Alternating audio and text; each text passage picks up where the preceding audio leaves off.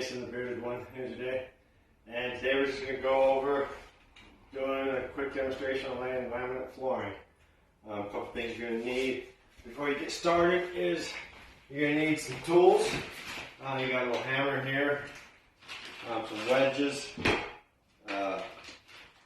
piece of bar to stick on it to hit the striker bar, and then a pull bar. You can pick all these up at Amazon. If you go to Amazon.com, you can get this whole kit, 20, 30 bucks, something like that, or you can go to Home Depot. Another tool you're going to need is a jigsaw. Going around notches, making notches in the wood, in the laminate flooring. Another saw you're going to need is something to cut straight edges on. I have my miter saw outside set up, so I'm not showing you that here. But to get started, you're going to pick usually the upper left corner of the room. And what I mean by that, when you come into the room, look at your left farthest corner. That's usually the corner you're going to start in. And you're going to want to make sure it's a fairly straight wall. So we can either do this corner or we can do that corner over there by the doorway. Now, starting over by the doorway and with the closet and everything, you show them over there that way. There's a bunch of stuff in the way on this wall. So we're going to start over on the flat wall. That way we get a nice straight row to begin with on our laminate flooring. It's not so easy to get a straight row over here. So when you get your laminate flooring, it comes in multiple different styles. Some products have a backer foam board already attached to it, a foam backer. Other products don't have this, and you have to put an underlayment on. And you can see on the package of the product, it'll say whether it needs underlayment or the underlayment is already attached. This product has the underlayment already attached, so this is what we're going to use. So we don't need to worry about putting underlayment down first. Normally we'd pull up all the previous flooring, but this linoleum flooring is stuck down pretty good. The subfloor is in good condition. So we're going to leave this in place, and we're just going to go over it with this laminate flooring. We're just trying to make this real quick. This is my son's new place that he just got, and it's kind of in dismay, not in the best of shape, so we're trying to just clean it up, get it livable in the next couple of days. Let's see where we can, make it where he can stay here.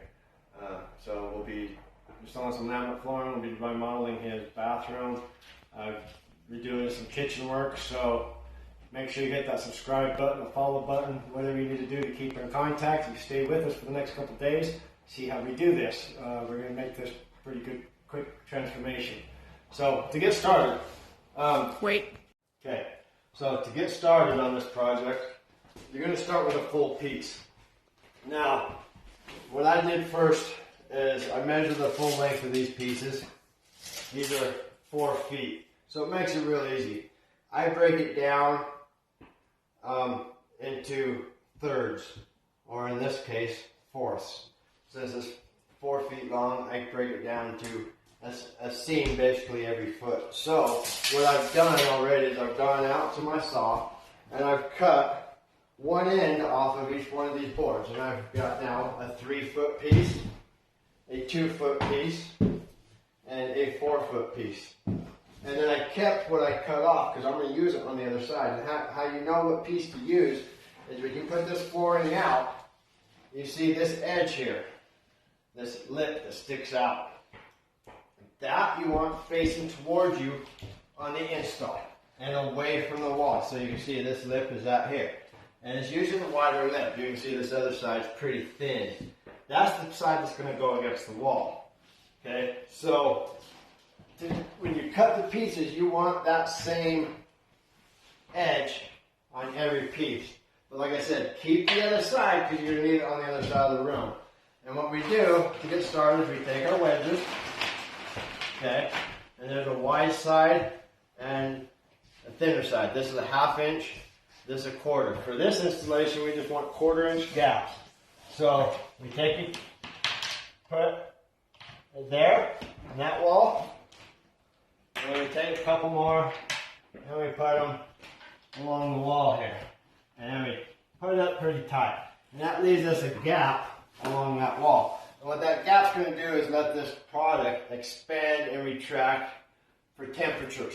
Because everything moves, you know, and it gets cold, it shrinks, gets hot, it expands. So you want to leave a gap along all your walls, and that's the purpose of these spacers. So now we got the first piece in place. Now we're going to take the next piece, the 3-foot piece. And we're just going to lap it underneath here. We're going to take it, a wedge, put it along the wall over here. Put that in, and we're going to make sure that's nice and tight locked. And you take this beater block, make sure it's sitting on there, hold it down fairly firm. So you don't want it to skip across, because what it'll do is it'll chip the top when you hit it. So you just tap it in place, don't take much, just tap it in place, make sure it's locked in. Then you go to the next piece, to the 2-foot. And there's a couple ways you can do this. You can either take a full row all the way across, and then come back and do another row, and then come back and do another row. I don't like doing it that way. I like doing it this way because it's easier to get my floor squared up right here from the beginning. Because as you can see, now I got 4 pieces of flooring here helping me get my flooring square. And sometimes you might have to adjust this out a little bit one way or another depending. Hopefully your home's fairly square, but if it's out of square, sometimes you'd adjust it. And it's easier to adjust 4 pieces of flooring at once rather than a full row, because sometimes you get that full row down there and you can't get it to move. So I like to start with a staircase. So once I get this staircase over to my smallest piece, then I take a couple of my shims. I'm going to jump back over here. I kind of got a little bit of a blocked in here. I'm going to move that out of my way. And we start with another piece. Okay, and we hook that tail in, and then okay, we get it nice and put in. And what I'll do is I'll come over here on the end, and tap it from the end, make sure it's nice and put in, and you can see I'm having to adjust it just a little bit because this old trailer wall kind of bows in. So I'm going to take it, the wedges along that wall, and we get the first piece in. Now we're going to take this next piece, we're going to put the end in first, and I kind of hold it up with my one finger underneath, kind of hold it up, kind of wiggle it in, make sure it's all kind of started, and then I'll take another beater block. Take this and I'll just kind of make sure everything's nice and tight, and I make sure this seam here is tight, and I make sure on that's where this little thing comes in. You pop it here on the other side, I'll hold this with my knee, and I pop it the other way. Okay, now we know that's nice and locked in good.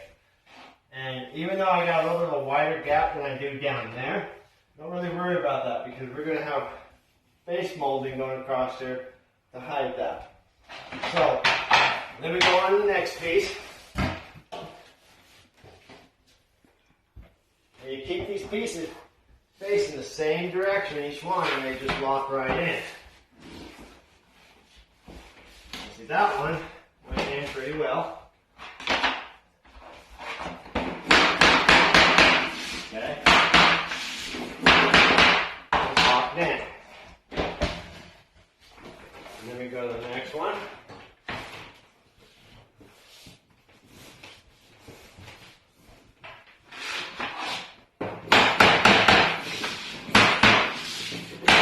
And it's locked in. If you notice there's any gaps here along this seam, you can get back over here and tap it that way.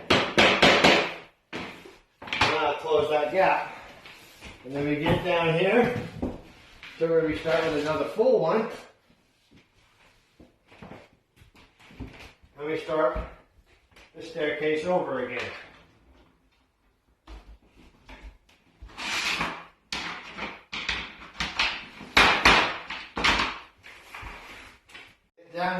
full piece and you're starting over again. Then you go to the 3-foot piece.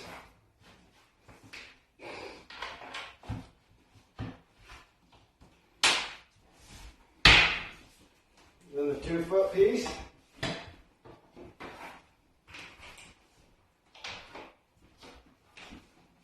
And then the 1-foot piece.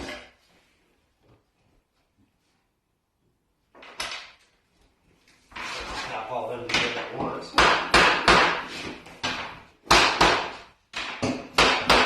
Okay, then we come over to this side. Now, this first side, as you see now, it's too long. So what I do, quickest way to do this is I take it and I flip this around. That is your lock that you still want to keep. I put that tight against the wall. Now, you can see the lock below it from the piece below that you just already installed. I'll put a mark at the end of that lock. Not against the piece out here on the end, right? Out here. Where this piece is right here. That's where I put that mark. And what that does is it's going to give you a gap over on that wall for your expansion. Okay, so then we'll go cut this. So you cut off to length. Then we come over here and put this one. And this is where you might have to move this out just a little bit if your wall is not square, such as obviously this place isn't. And then we put shims. It pops out there, so I'll bring it down here. Okay, and we'll put a wedge over here. Then we come to the full piece.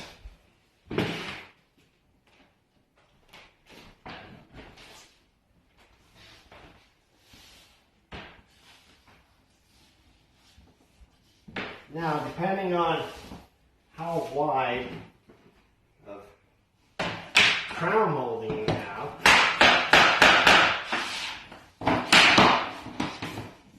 will this gap work?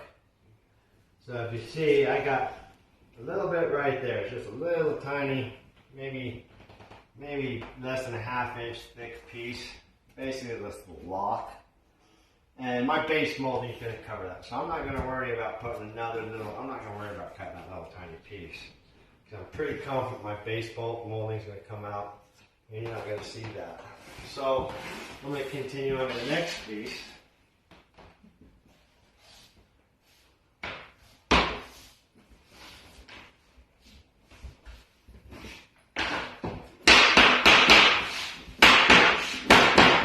And we continue this staircase on down. Now once that staircase is done, and you come back up here again, where you know there's a full, this is less than a full piece, there's where these pieces that you saved come in.